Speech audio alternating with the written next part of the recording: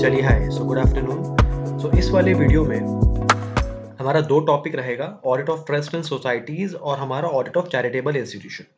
So hi, welcome to my channel. आप channel पर नए हैं तो सब्सक्राइब कर लीजिएगा। और इस वाले चैप्टर में ऑलरेडी कई सारे वीडियोस अपलोडेड हैं, कॉर्पोरेट सोसाइटी, गवर्नमेंट ऑडिट, कई सारे आप 5-6 टॉपिक्स ऑलरेडी अपलोडेड हैं, आप उसको देखिएगा जरूर। चलिए, सो बिना टाइम वेस्ट किए अपने टॉपिक पे आते हैं। शुरू करने से पहले एक दो बातें मैं पहले क्लियर कर दूं कि ये जो भी मैं रिवीजन करा रहा हूँ ये मैं अपने पीपीटी से करा रहा हूँ, ठीक है। और इन केस आपके पास पीपीटी नहीं है तो आप आईसीआई मैट भी यूज कर सकते हैं, प्योरली रेप्लिका है, प्योरली रेप्लिका है। इन केस फिर भी आपको पीपीटी चाहिए तो आप मुझे व्हाट्सएप कर सकते हैं इस नंबर पे, फ्री ऑफ कॉस्ट मैं आपको पीपीटी का एक्सेस दे दूंगा। पहली बात। दूसरी बात, कोई भी आपको डाउट हो, अभी तक आपने अगर कोई भी वीडियोस देखा है, कोई भी डाउट हो तो आप व्हाट्सएप भी कर सकते हो, कमेंट भी कर सकते हो। अभी तक क्या क्या टॉपिक्स हो गए? गवर्नमेंट ऑडिट हो गया, लोकल बॉडीज और हमारा एनजीओ हो गया, सोल प्रोप्राइटर हो गया, एलएलपी हो गया, पार्टनरशिप फर्म हो गया, कोऑपरेटिव सोसाइटी, और इसमें भी दोनों टॉपिक हो गए, नॉर्मल वाला भी और मल्टी स्टेट सोसाइटी। ठीक है, इतने टॉपिक्स हमारे हो गए हैं। और मैंने आपको पहले ही बोला था कि एक हायर परचेज और एक लीजेस, ये दो टॉपिक मैं आपको नहीं कराऊंगा, ठीक है, क्योंकि ये ऑलरेडी आपका अकाउंट्स और एफएम में कवर्ड होता है, ठीक है।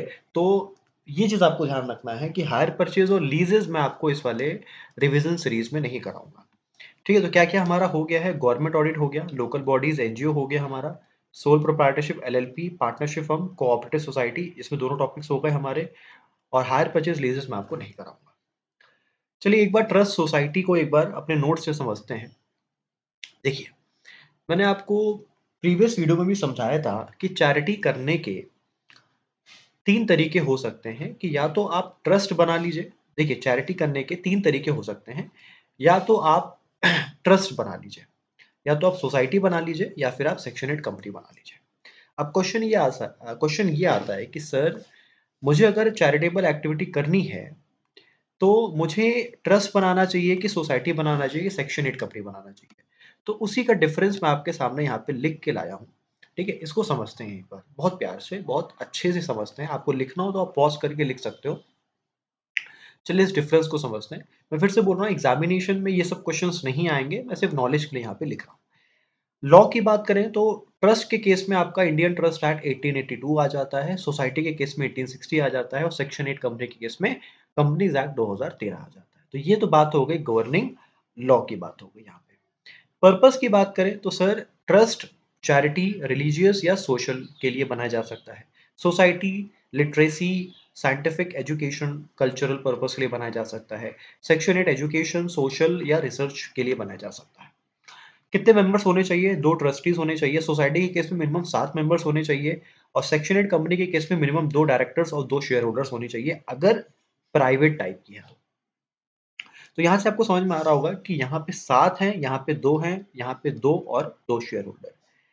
फॉर्मेशन की इजीनेस की बात करें तो ट्रस्ट बनाना सबसे ज्यादा इजी है, सेक्शन 8 बनाना सबसे ज्यादा डिफिकल्ट या कॉम्प्लिकेटेड है, और सोसाइटी मॉडरेट है, ना बहुत ज्यादा कॉम्प्लिकेटेड है ना बहुत ज्यादा इजी है।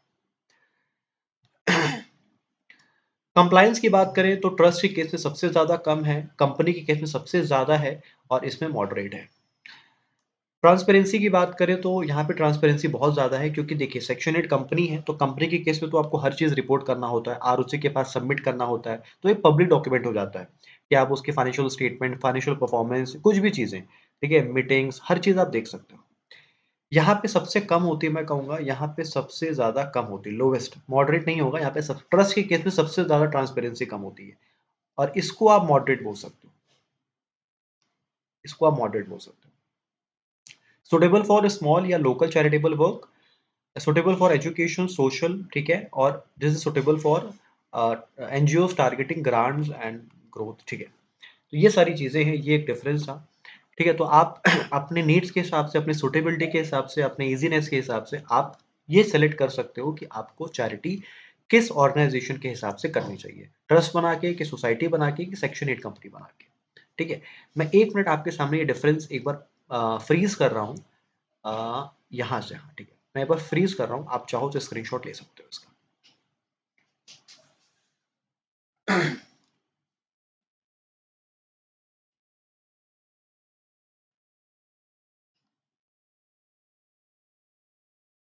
चलिए ठीक है। सो अब शुरू करते हैं अपना टॉपिक पीपीटी से। फिर से बोल रहा हूँ, आपके पास पीपीटी नहीं है तो अपनी आईसीआई मैट ओपन कर सकते हैं। प्योरली रेप्लिका है, बिल्कुल सेम है। बस पीपीटी में क्या होता है, चीज़ें थोड़ी सी कलरफुल फॉर्म में, थोड़ी सी प्रेजेंटेशन उसका अच्छा हो जाता है, ये सारी चीज़ें हैं। चलिए फटाफट शुरू करते हैं। देखिए, अगर आपने ट्रस्ट के तौर पे बना रखा है तो उसके केस में ट्रस्ट एक्ट एप्लीकेबल हो जाएगा, और उसका एक्ट है 1882। सोसाइटी की तरह बना रखा है तो सोसाइटी एक्ट 1860। सेक्शन 8 की तरह बना रखा है तो कंपनीज एक्ट 2013। साथ ही साथ आपको इनकम टैक्स एक्ट 1961 का भी कंप्लायंस करना है। और इनकेस अगर आप फॉरेन कंट्रीब्यूशन एक्सेप्ट कर दो, फॉरेन कंट्रीब्यूशन मतलब आप बाहर से, आउटसाइड इंडिया से कुछ डोनेशन ग्रांट्स कुछ एक्सेप्ट करते हो, तो ऐसे केस में फॉरेन कंट्रीब्यूशन रेगुलेशन एक्ट, जिसको शॉर्ट में बोलते हैं एफसीआरए एक्ट, वो भी आपके ऊपर एप्लीकेबल हो जाएगा। तो अगर आप बाहर से कोई फॉरेन कंट्रीब्यूशन मतलब किसी भी तरीके का डोनेशन ग्रांट्स वो अगर आप एक्सेप्ट करते हो, तो ऐसे केस में फॉरेन कंट्रीब्यूशन एक्ट भी आपके ऊपर एप्लीकेबल हो जाएगा। तो ये सारी चीजें हैं। इसके पहले हमारा मल्टी स्टेट सोसाइटी था, जो हमारा लास्ट वीडियो में हो गया था।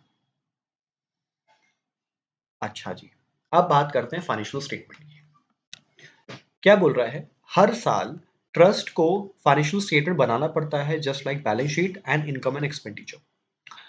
Format already prescribed है by their respective state laws. Organizations are governed by different laws as well as different forms of organization। ठीक है, तो बेसिक बातें हैं कि हर साल ट्रस्ट को क्या बनाना पड़ता है, बैलेंस शीट और इनकम एंड एक्सपेंडिचर। ठीक है। अब एक ऑडिटर की जिम्मेदारी क्या होती है, तो सुन लीजिएगा। ऑडिटर को list of books and records obtain करना पड़ेगा, और ये मैच करना पड़ेगा कि वो as per the books and records है कि नहीं है, अकाउंटिंग स्टैंडर्ड्स का कंप्लायंस हो रहा है कि नहीं हो रहा है। बस ये सारी चीजें हैं, इसमें और कुछ खास है नहीं। अच्छा, अब एक चार्टर्ड अकाउंटेंट के वर्किंग पेपर्स क्या होते हैं, देखिए ये एसए 230 का पार्ट है, जिसको हम लोग बोलते हैं ऑडिट डॉक्यूमेंटेशन। तो वर्किंग पेपर्स ऑडिटर की प्रॉपर्टी होती है, डॉक्यूमेंटेशन का पार्ट होता है। तो क्या क्या डॉक्यूमेंटेशन का पार्ट बनेगा, चार्टर्ड अकाउंटेंट ने क्या क्या वर्क किया, क्या क्या एक्सप्लेनेशन और इन्फॉर्मेशन ऑब्टेन किए, क्या क्या डिसीजंस, क्या क्या कंक्लूजन्स बनाया, किस किस प्रोनाउंसमेंट्स में उसने रिलाई किया, और क्या क्या सर्टिफिकेट्स, एक तरीके से रिटन रिप्रेजेंटेशन क्या क्या उसने ऑब्टेन किया क्लाइंट से। तो ये सारी चीजें उसके वर्किंग पेपर्स का और उसके डॉक्यूमेंटेशन का पार्ट बनेगा।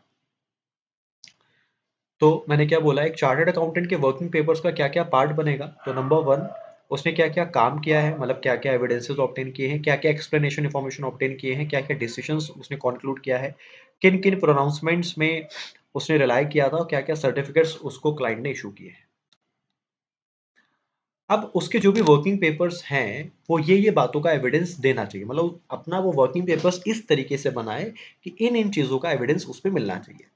सबसे पहला, ओपिनियन। उसने जो ओपिनियन दी है, तो उसके वर्किंग पेपर्स भी उसी तरीके से होने चाहिए। जैसे फॉर एग्ज़ाम्पल उसने अगर मॉडिफाइड ओपिनियन दी है, ठीक है? तो उसके वर्किंग पेपर्स भी इस तरीके से होने चाहिए कि हाँ, उसके पास प्रॉपर एविडेंस होना चाहिए कि हाँ, ये चीज़ें गलत हुई थी, प्रॉपर एफआरएफ का कंप्लायंस नहीं था, कुछ लिमिटेशन थी, तो मतलब एविडेंसेस भी उस तरीके से रिफ्लेक्ट करने चाहिए। उसके बाद वर्किंग पेपर्स एविडेंस देना चाहिए कि क्या-क्या इन्फॉर्मेशन, क्या-क्या एक्सप्लेनेशन आपको मिली है। इन्फॉर्मेशन फुल एंड कंप्लीट थी, और हमने बस किसी होता है ना, मेयरली किसी भी इन्फॉर्मेशन पे रिलाई नहीं किया है, हमने उस इन्फॉर्मेशन को टेस्ट भी किया है, उसकी एक्यूरेसी भी चेक की है। हमने सिर्फ आँख बंद करके किसी भी इन्फॉर्मेशन पे रिलाई नहीं किया है, हमने उसकी एक्यूरेसी भी टेस्ट की है। ठीक है? और हमें जो भी इन्फॉर्मेशन मिली है, हमने ये भी चेक किया है कि क्या वो फुल एंड कंप्लीट थी कि नहीं थी, और जो है हमने सारी इन्फॉर्मेशन और एक्सप्लेनेशंस को भी कंसिडर किया था। ठीक है? तो ये सारी चीज़ें हैं कि आपका जो वर्किंग पेपर्स है, वो इन सब सब बातों का एविडेंस भी दे कि हमने जो ओपिनियन एक्सप्रेस किया है, वो on the basis of examination express किया है। हमने सारी इन्फॉर्मेशन एक्सप्लेनेशंस को भी तवज्जो दिया है, मतलब कंसिडरेशन किया है। जो भी इन्फॉर्मेशन एक्सप्लेनेशन हमने ऑब्टेन किया, वो फुल एंड कंप्लीट थी, मतलब कोई मिसिंग इन्फॉर्मेशन नहीं थी। हमने सिर्फ इन्फॉर्मेशन पे आँख बंद करके रिलाई नहीं किया है, उस इन्फॉर्मेशन को टेस्ट भी किया है।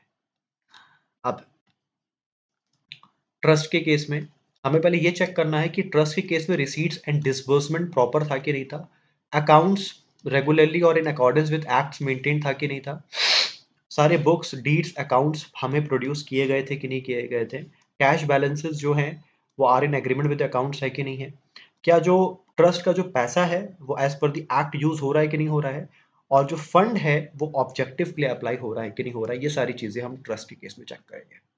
तो रिसीट डिसबर्समेंट वाला पॉइंट आप ध्यान रख सकते हो। Accounts as per provision maintain हो रहा है कि नहीं वो आप देख सकते हो। बुक्स अकाउंट्स डीड्स वगैरह हमें प्रोड्यूस की गई थी कि नहीं की गई थी। Cash balance as per the agreement है कि नहीं है।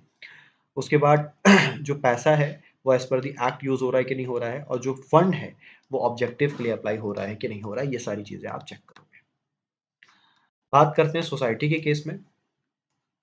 इसमें क्या क्या चीजें हैं। ऑडिटर शुड एसरटेन कि सोसाइटी जो है वो सोसाइटी रजिस्ट्रेशन एक्ट के हिसाब से रजिस्टर्ड है कि नहीं है, और अगर सोसाइटी को कोई फॉरेन कंट्रीब्यूशन आ रहा है तो फॉरेन कंट्रीब्यूशन एक्ट का कंप्लायंस हो रहा है कि नहीं हो रहा है।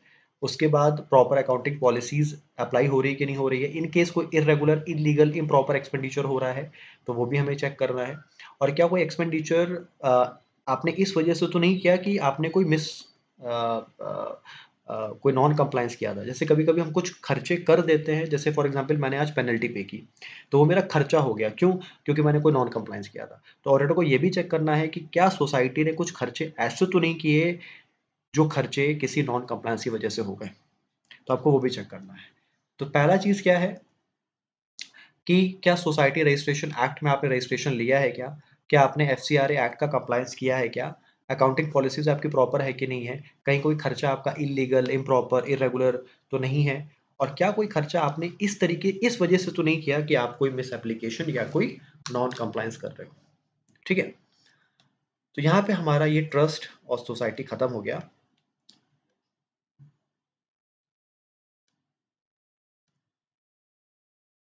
हाँ, यहाँ पे ये टॉपिक हमारा खत्म हो गया। चलिए अब शुरुआत करते हैं कोऑपरेटिव, नहीं सॉरी कोऑपरेटिव नहीं, चैरिटेबल इंस्टीट्यूशन की शुरुआत करते हैं। तो एक बार मैं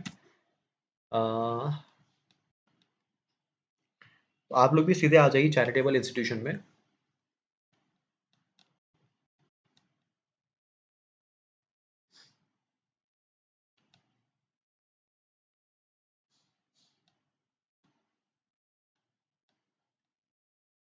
हाँ ठीक है। तो देखिए मैंने आपको पहले ही बोल रहा है, अभी जस्ट मैंने आपको समझाया था, चैरिटी करने के 3 तरीके हैं। या तो आप ट्रस्ट बना के कर लो, या फिर सोसाइटी बना के आप कर लो, या फिर एक सेक्शनेट कंपनी बना के कर लो। ठीक है। तो इसमें ब्रॉडली कुछ 6-7 पॉइंट है। पहले जनरल है, फिर सब्सक्रिप्शन डोनेशंस को लेकर पॉइंट है, उसके बाद लेगेसीज ग्रांट्स और इन्वेस्टमेंट इनकम को लेकर पॉइंट है। नहीं, फिर रेंट भी है, स्पेशल फंक्शन भी है, इनकम टैक्स रिफंड है, फिर एक्सपेंडिचर है।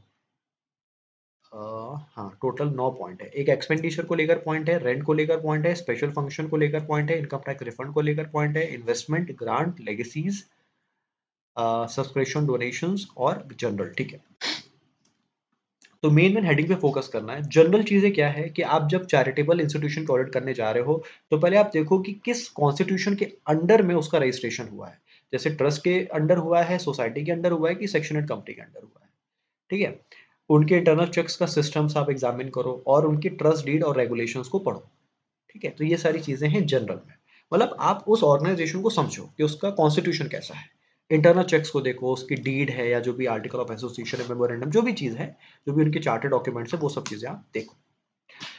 फिर बात आती है सब्सक्रिप्शन की एंड डोनेशन की। देखिए सब्सक्रिप्शन दिया जाता है जब हम कोई चीज सब्सक्राइब करते हैं। जैसे हमने कोई मैगजीन सब्सक्राइब की है, ठीक है, तो उसका सब्सक्रिप्शन सब्सक्रिप्शन। या डोनेशन, डोनेशन तो वन वे होता है। वन वे मतलब हम इसमें बदले में कुछ मांगते नहीं। जैसे सब्सक्रिप्शन में क्या है, जैसे हम लोग का, जैसे नेटफ्लिक्स का सब्सक्रिप्शन है, ठीक है, तो फॉर एग्जाम्पल 1500 रुपए, तो हमने 1500 रुपए सब्सक्रिप्शन दिया, बदले में क्या चाहिए? 1 साल का इंटरटेनमेंट। ठीक है। यहाँ पे क्या होता है, डोनेशन में आपने डोनेशन क्या, बदले में कुछ नहीं मांग सकते हो, ये डिफरेंस होता है। तो पहला चीज क्या है कि आपको ये असरटेन करना है कि क्या कोई चेंजेस तो नहीं है इन एनुअल और लाइफ मेंबरशिप सब्सक्रिप्शन। ठीक है, वो आपको चेक करना है। दूसरा, ऑफिशियल रिसीट इशू हुए थे क्या? ऑफिशियल रिसीट इशू हुए थे मतलब आपको ये कंफर्म करना है कि कोई अनयूज्ड रिसीट्स बुक तो नहीं है। क्योंकि देखिए अगर रिसीट्स बुक किसी गलत हाथ में आ जाएगी तो वो बंदा अनशंट होता है ना, डमी डोनेशंस दिखा सकता है या कुछ भी उसका गलत इस्तेमाल कर सकता है। फिर जो भी रिसीट्स बुक है उसको आप अपने कस्टडी में लोगे। फिर आप सारे जो है जो भी आपने पर्ची फाड़ी होगी या जो भी आपके एक तरीके से वो है रिसीविंग्स हैं उसको आप कैश बुक से मैच करोगे। उसके बाद वेरीफाई करोगे टोटल सब्सक्रिप्शन डोनेशंस। कभी-कभी क्या होता है ना कि चैरिटेबल इंस्टीट्यूशंस अपने मैगज़ीन में या पब्लिक प्लेटफ़ॉर्म में कुछ बड़े-बड़े दावे कर देते हैं कि इस साल हमें पूरा 1000 करोड़ का डोनेशन आया या 500 करोड़ का डोनेशन आया। तो वो चीज़ें भी हम उसकी भी पुष्टि करेंगे कि वो चीज़ सही थी कि नहीं थी, वो कोई फ़ेक तो नहीं था। तो पहला चीज़ क्या आप कन्फर्म करोगे कि कोई अनयूज़्ड रिसीट्स बुक तो नहीं है। फिर सारे रिसीट्स बुक आप अपने कस्टडी में ले लोगे। फिर सारे जो भी है, जो भी आपने इश्यू किया था उसको आप कैश बुक से मैच करोगे। वेरीफाई करोगे टोटल सब्सक्रिप्शन डोनेशंस, और अगर आपने कोई पब्लिक प्लेटफ़ॉर्म में कोई चीज़ बताई है कि हमें इतना क्लेम आया था या जो भी है, तो उसकी ऑथेंटिसिटी आप चेक करोगे। ठीक है? फिर आप लेगेसीज़ को वेरीफाई करोगे। Verify the amount received by reference to the correspondence. ठीक है? ग्रांट्स वगैरह कुछ आई है तो उसका amount with their correspondence and certificates वगैरह। फिर इन्वेस्टमेंट इनकम, ठीक है? तो अगर इन्होंने कहीं पैसा इन्वेस्ट किया है तो वहाँ से डिविडेंड आया होगा, इंटरेस्ट आया होगा, वो चीज़ आप वेरीफाई करोगे। इंटरेस्ट का कैलकुलेशन आप चेक करोगे। अगर इन्होंने इंटरेस्ट की एंट्री एक्रूअल बेसिस पे की है तो उसका कैलकुलेशन आप चेक करोगे। या प्रॉपर डिविडेंड आया है कि नहीं आया है। और अगर डिविडेंड आया है तो उसको आप इन्वेस्टमेंट से भी कंपेयर करोगे। अब जैसे फॉर एग्जांपल आपने दिखाया कि हमें एमआरएफ से डिविडेंड आया था, तो आपके पास एमआरएफ का शेयर भी तो होना चाहिए। तो आप ये चीज़ वेरीफाई करोगे कि क्या आपके पास एमआरएफ का शेयर था भी कि नहीं था। ठीक है? तो इन्वेस्टमेंट्स में क्या-क्या चीज़ें हैं कि आप ये चेक करोगे अमाउंट क्या-क्या रिसीव हुआ आपको, कैलकुलेशन चेक करोगे अगर आप एक्रूअल बेसिस पे इंटरेस्ट बुक कर रहे हो तो, डिविडेंड आपको प्रॉपर रेट से आया कि नहीं आया, और डिविडेंड विद इन्वेस्टमेंट आप मैच करोगे कि अगर एमआरएफ से डिविडेंड आया है तो आपके पास क्या एमआरएफ का शेयर था कि नहीं था।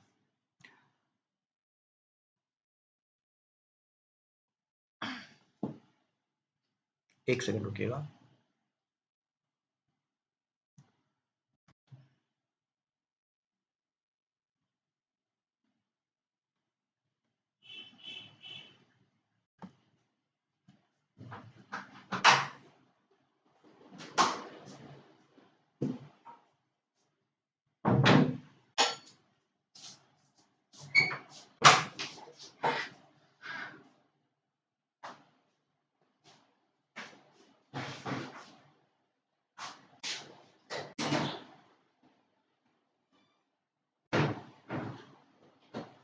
चलिए ठीक है।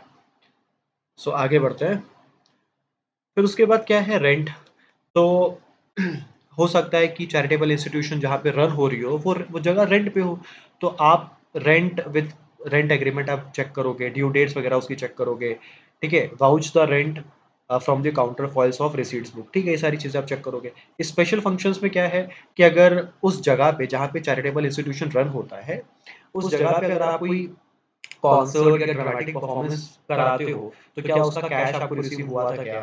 ठीक है? अब सिंस चैरिटेबल इंस्टीट्यूशन एग्जेम्प्ट है, ठीक है? जनरली ये सब एग्जेम्प्ट होते हैं टैक्स पेमेंट से, ठीक है? तो हो सकता है कि इनका कहीं टीडीएस कटा होगा। हो सकता है कि चैरिटेबल इंस्टीट्यूशन का कहीं पे टीडीएस कटा होगा। ठीक है? तो अगर टीडीएस कटा होगा, तो क्या उसको मतलब चैरिटेबल इंस्टीट्यूशन को उसका रिफंड आया कि नहीं आया, ये चीज़ आप चेक करोगे।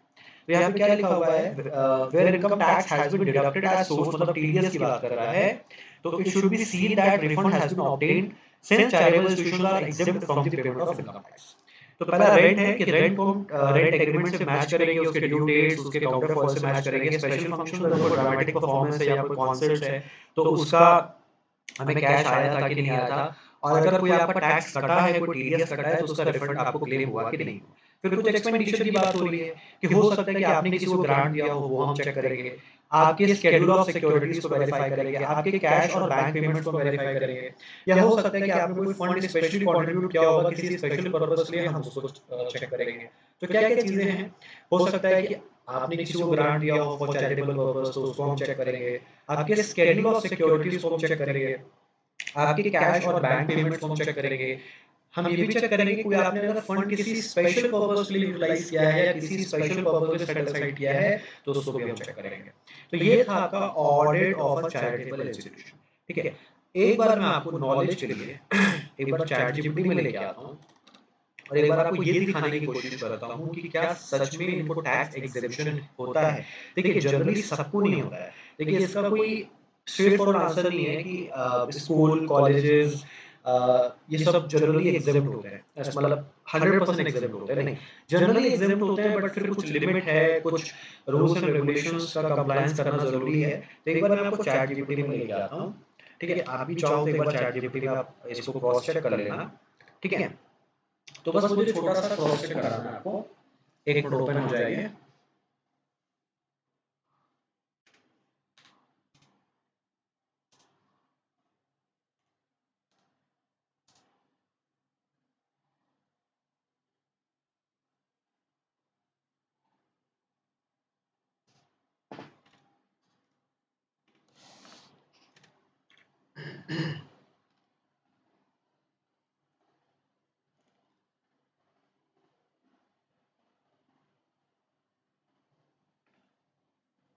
वीडियो आपको अच्छा लग रहा है तो उसको सब्सक्राइब कर लीजिएगा, लाइक कर दीजिएगा, शेयर कर दीजिएगा, बस यही हमारे लिए मोटिवेशन होता है।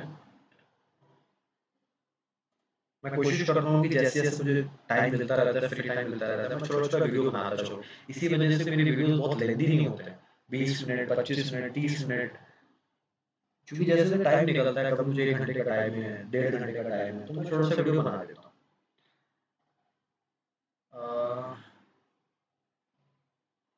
एक मिनट ओपन हो जाए। चलिए, जब तक ओपन नहीं हो रहा है तब तक अपना डिस्कशन कंटिन्यू करते हैं।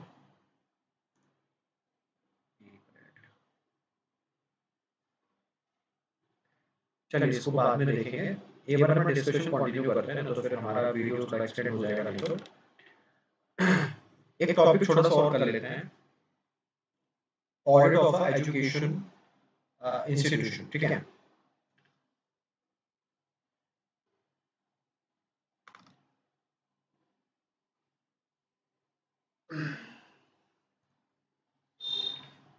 तो एक छोटा सा टॉपिक और कर लेते हैं, audit of an educational institution, मतलब यहाँ पे स्कूल कॉलेजेस उसकी बात हो रही है, ठीक है ना।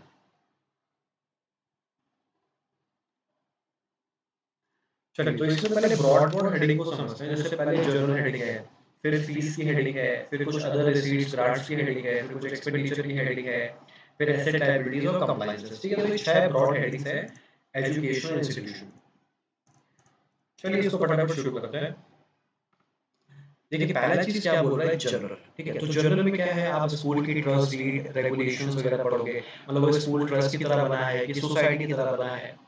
फिर अगर आपस में कमिटीज के बीच में कोई मीटिंग्स होती होगी तो उसका मिनट्स बुक पढ़ोगे, ठीक है। तो उससे एक आइडिया लेके, लेकिन जनरल में हम लोग क्या है ना, सिर्फ एक आइडिया लेते हैं कि वो एजुकेशन इंस्टीट्यूशन कैसा है, उसके चार्टर डॉक्यूमेंट्स पढ़ते हैं, उसके लीगल डॉक्यूमेंट्स पढ़ते हैं, तो सिर्फ आइडिया लेने के लिए कि वो एजुकेशन इंस्टीट्यूशन कैसा है। दूसरा, फीस फ्रॉम स्टूडेंट, ये एक दूसरी कैटेगरी है, फीस फ्रॉम स्टूडेंट। देखिए, यहाँ पे क्या हो रहा है, सबसे पहला हम चेक करते हैं कि जो स्टूडेंट फी रजिस्टर है, जैसे एजुकेशन इंस्टीट्यूशन है, कॉलेज है, यूनिवर्सिटीज हैं, तो उनका स्टूडेंट फी रजिस्टर होता है। स्टूडेंट फी रजिस्टर मतलब एक रजिस्टर मेंटेन होता है, उसमें हर बच्चों का नाम होता है, मंथ वाइज होता है, ठीक है। तो हर मंथ वाइज हम यहाँ पे टैली कर रहे हैं कि हर मंथ में क्या स्टूडेंट फी रजिस्टर में एंट्री हो रही है, क्या रिस्पेक्टिवली उतनी फीस कलेक्ट हो रही है क्या स्कूल्स को। दूसरा, फिर चेक कैसे करेंगे, with the respective counter foils, ठीक है, जो हम लोग को रिसीविंग दी जाती है ना स्टूडेंट्स को, तो उस काउंटर फॉइल से मैच करेंगे।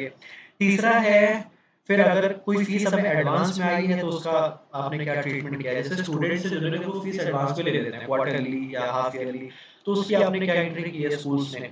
फिर एजुकेशन इंस्टीट्यूशंस के और क्या क्या रिसीट्स हैं, तो इनको रेंटल इनकम आती है, स्कूल्स को रेंटल इनकम आ सकती है, या कोई इंटरेस्ट का पैसा है, या कोई डिविडेंड का पैसा है वो इनको आ सकता है, या कोई ग्रांट आ सकती है। अब सिंस स्कूल्स है तो स्कूल्स जनरली या तो ट्रस्ट के फॉर्म में बनाई जाती है या सोसाइटी के फॉर्म में बनाई जाती है, तो इनको ग्रांट्स आती है, ठीक है। तो ग्रांट्स आई है कि नहीं वो हम वेरीफाई करेंगे। एक्सपेंडिचर, अच्छा, अब स्कूल्स में टीचर्स होते हैं तो टीचर्स का पीएफ, तो पीएफ का पैसा आपने दिया है कि नहीं दिया उसको वेरीफाई करेंगे। कैपिटल एक्सपेंडिचर हम वाउच करेंगे, और कुछ जो खर्चे हैं एस्टेब्लिशमेंट एक्सपेंसेस वो हम वेरीफाई करेंगे, ठीक है। तो ये सारी चीजें हैं। उसके बाद क्या है, एसेट एंड लायबिलिटीज। तो स्कूल कॉलेजेस में तो हॉस्टल्स भी होते हैं, ठीक है। तो हॉस्टल्स, फीस, डॉर्मिटरीज, रेंट्स, ठीक है। और हॉस्टल्स में आप सिक्योरिटी मनी लेते हो स्टूडेंट से, तो सिक्योरिटी मनी स्कूल के लिए क्या हो गया, एक लायबिलिटी हो गया। सिक्योरिटी मनी स्कूल के लिए क्या हो गया, एक लायबिलिटी हो गया। तो उसको आपने एज अ लायबिलिटी ट्रीट किया है कि नहीं किया है। कभी कभी स्कूल्स में कुछ प्ले होते हैं, कुछ टूर्नामेंट्स होते हैं, तो उसके लिए भी कुछ आपने फंड्स रखा होगा कि फर्स्ट आने वाले को 50,000, सेकंड तो जो भी है, तो उसके लिए भी आपने फंड सेट असाइड करके रखा है कि नहीं रखा है। कंप्लायंसेस, देखिए इनका भी वही सेम चीज है कि इनको भी टैक्स जनरली नहीं देना होता है, ये भी टैक्स, इनको भी टैक्स एग्जेम्पशन होता है, ठीक है, मैं बोला जनरली, ठीक है। आप एक बार इसको चैट जीपीटी कर लीजिएगा या कैसे भी आप इसको क्रॉस चेक कर लीजिएगा, तो क्या इनको उस चीज का रिफंड आया है कि नहीं आया है।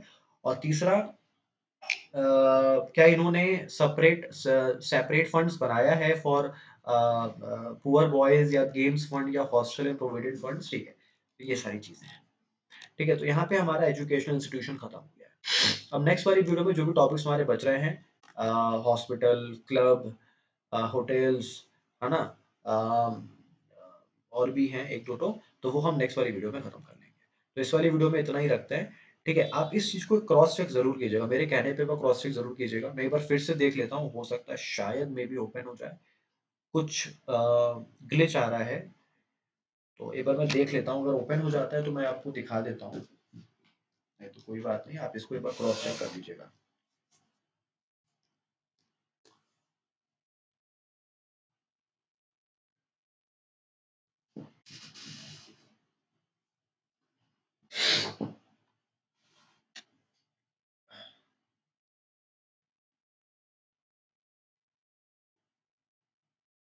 हाँ ठीक है, चलिए ओपन हो गया है, तो मैं चाहूंगा आप एक बार इसको रीड करें। मैं आपके सामने ये ओपन कर रहा हूँ, ठीक है, तो आप एक बार इसको रीड करें। देखिए मेरा क्वेश्चन क्या था, देखिए, I have one question, is charitable institution required to pay tax, ठीक है। सो यस, चैरिटेबल, देख खुद आंसर दे रहा है, can be liable to pay tax but in normal cases they get tax exemption, ठीक है। तो मैं चाहूंगा आप एक बार इसको खुद से पढ़ो, एक बार मैं चाहूंगा आप खुद से पढ़ो इसको।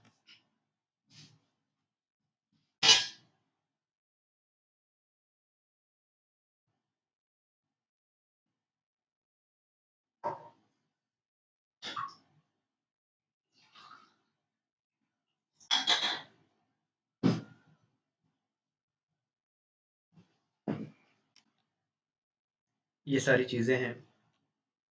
फिर मैंने इससे एक क्वेश्चन और पूछा था, क्या स्कूल, कॉलेजेस, यूनिवर्सिटीज को भी पे करना होता है, तो उन्होंने क्या बोला, yes, generally school, colleges, universities can be liable to pay tax but generally they enjoys tax exemption, ठीक है। तो इसके भी कुछ शर्तें हैं, आप एक बार इसको पढ़िए।